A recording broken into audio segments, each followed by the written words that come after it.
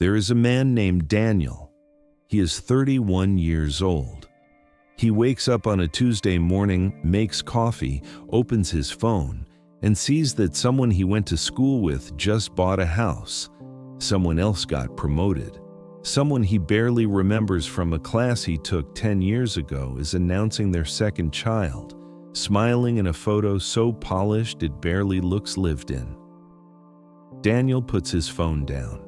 He stares at the ceiling, not because he is shocked, because he is tired of being surprised by how much it still hurts. And then he gets up, gets dressed, and goes to a job he doesn't hate but doesn't love, in an apartment he can afford but didn't choose, living a life that is, by any reasonable measure, fine. Fine. And that word, that single flat word, is the problem. Because Daniel doesn't feel fine. He feels late. He feels like everyone around him received a schedule he never got. Like the race started while he was still tying his shoes. Like there is a version of his life that was supposed to be happening by now. And somewhere along the way, without a single dramatic moment he can point to, he missed it. He doesn't know exactly when the feeling began. He just knows that when he looks at his life, and then at the lives around him, something in his chest tightens. Not envy exactly, not even sadness.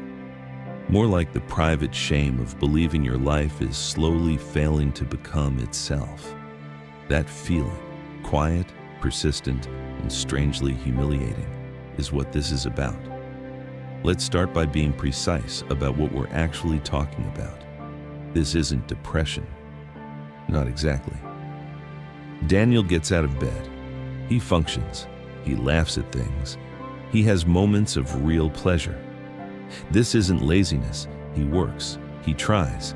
He has plans and intentions and lists of things he means to do.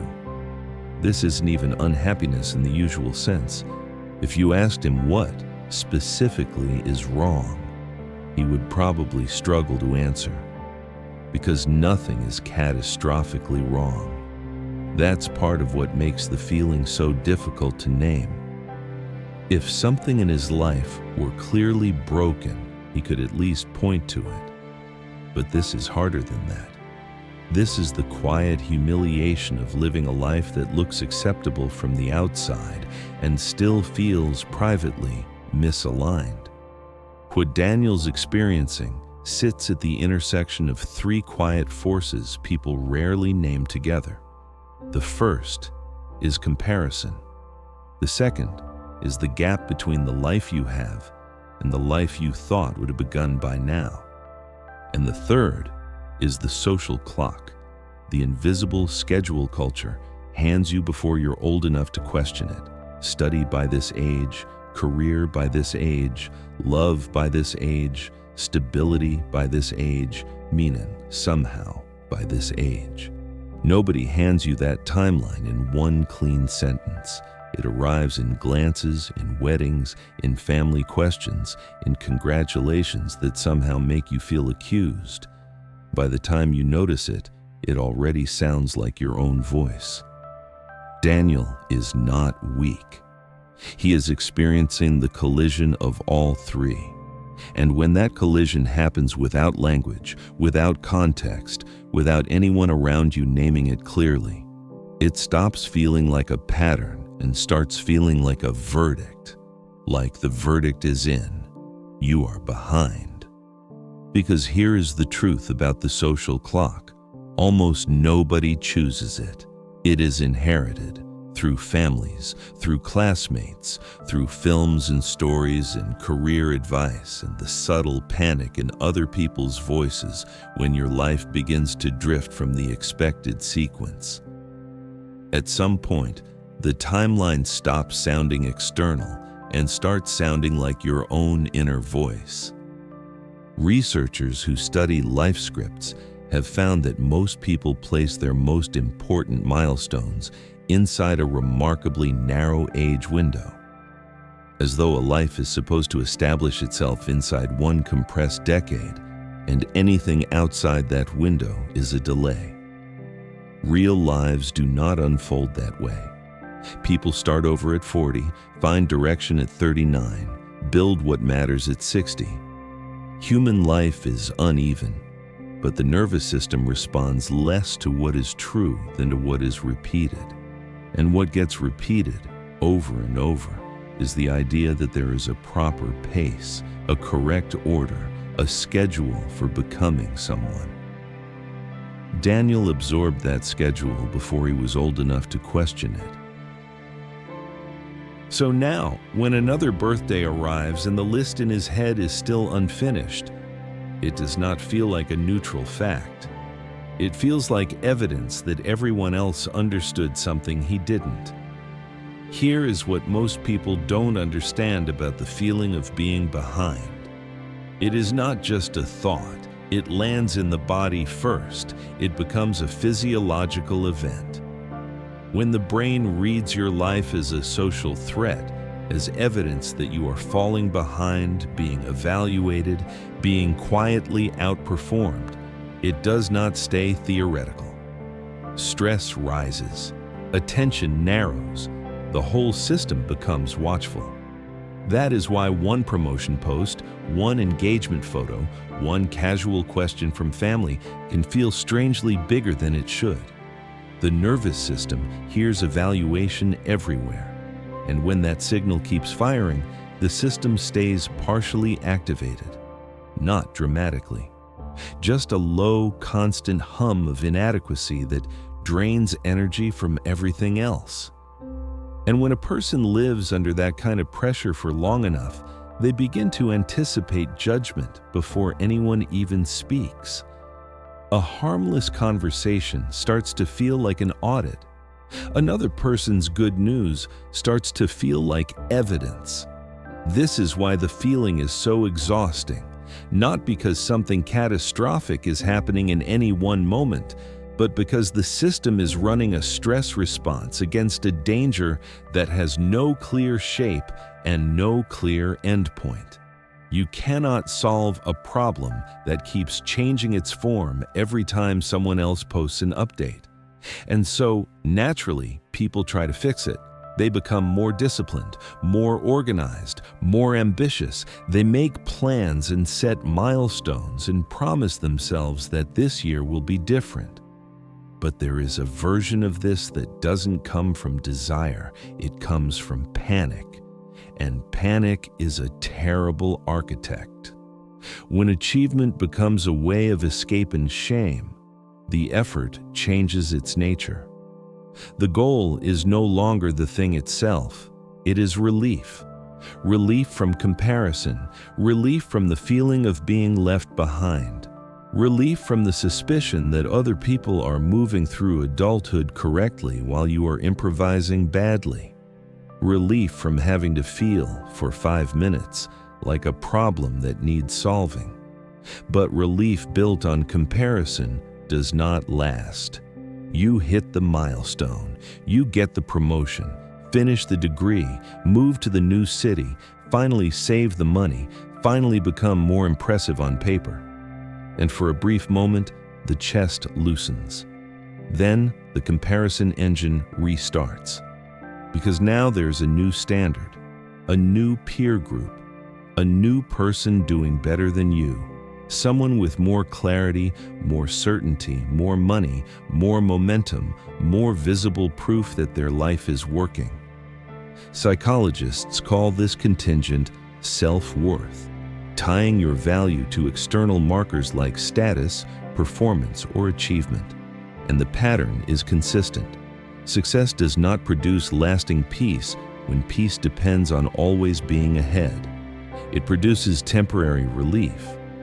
Then the anxiety returns, looking for the next thing to measure.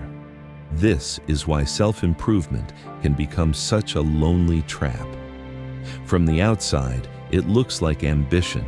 From the inside, it can feel like bargaining, a desperate attempt to earn back permission to respect yourself. Daniel has been living inside that loop for years. He just knows that no matter what he accomplishes, the feeling of lateness remains strangely intact. And here's where it gets more painful. The comparisons that hurt most are rarely with distant celebrities or impossible examples. They are with the people closest to you.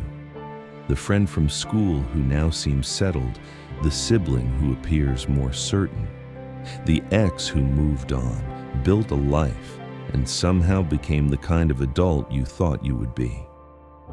These comparisons cut deeper because they feel plausible. The gap does not seem abstract. It seems personal.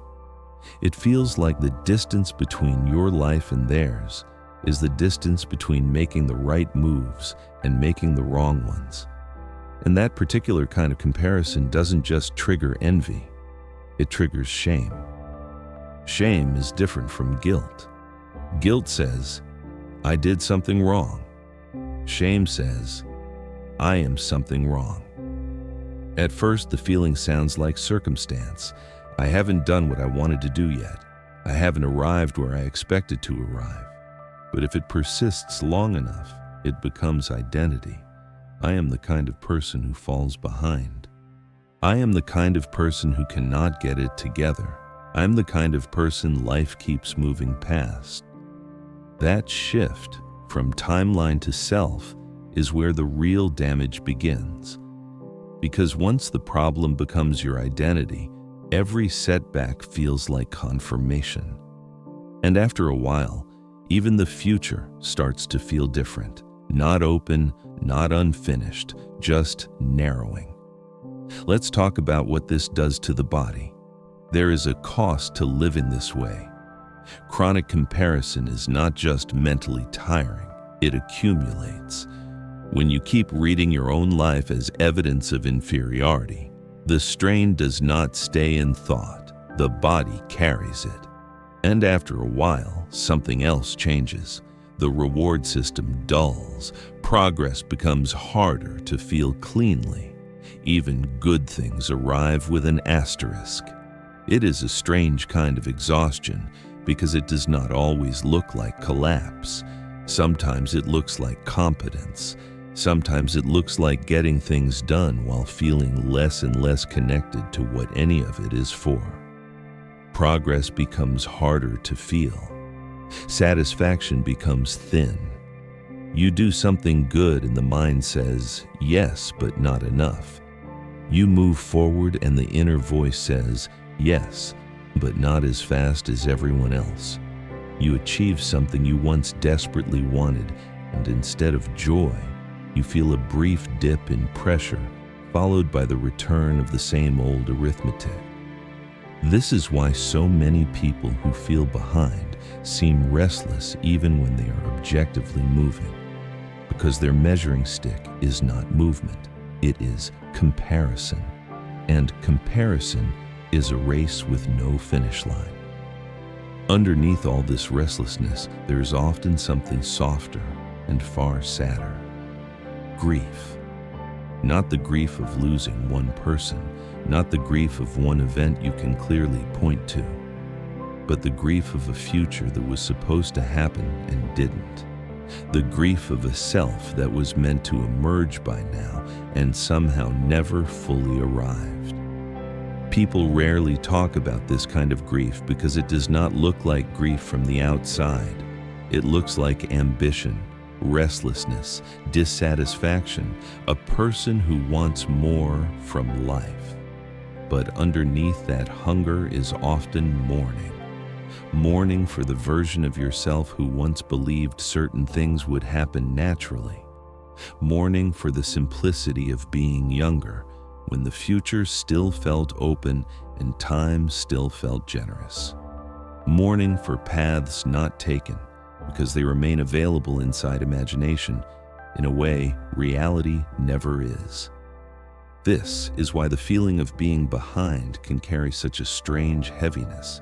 You are not only comparing yourself to other people, you are comparing yourself to a ghost, a version of your own life that never had to face economics, heartbreak, confusion, exhaustion, family history, bad timing, or self-doubt.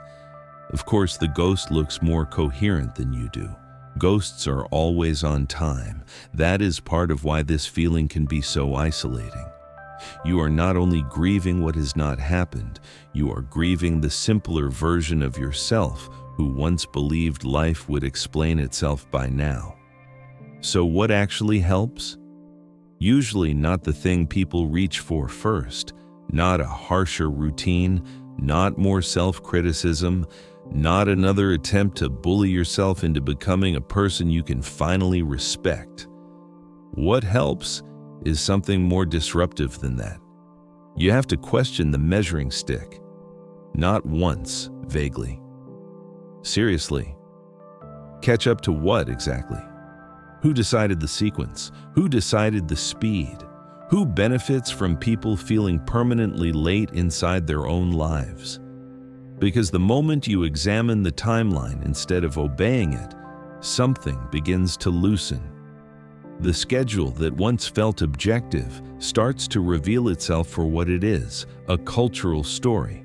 Repeated early, reinforced often, mistaken for truth.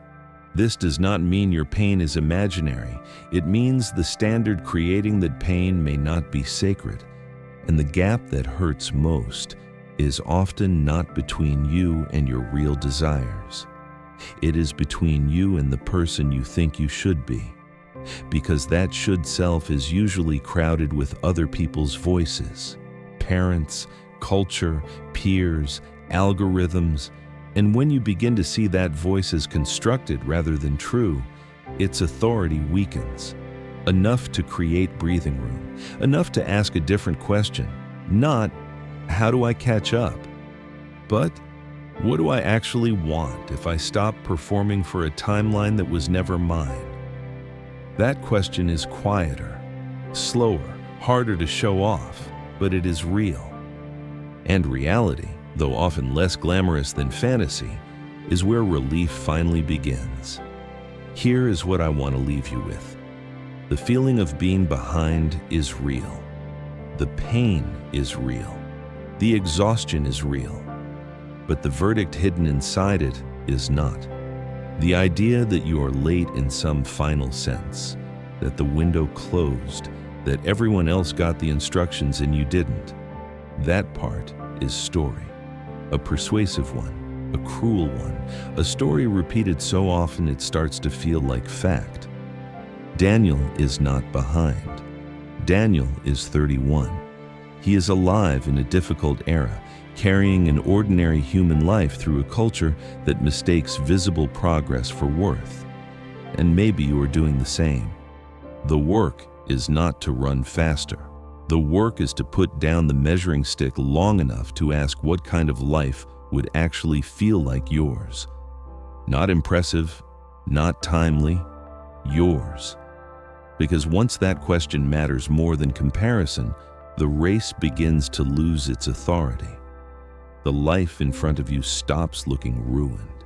It starts looking unfinished, still yours, still alive, still capable of becoming something honest again.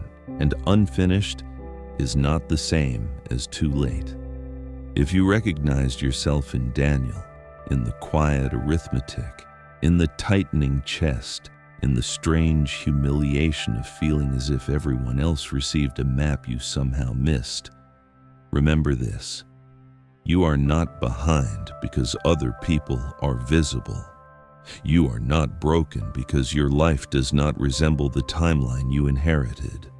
You are human, and human lives do not unfold on schedule.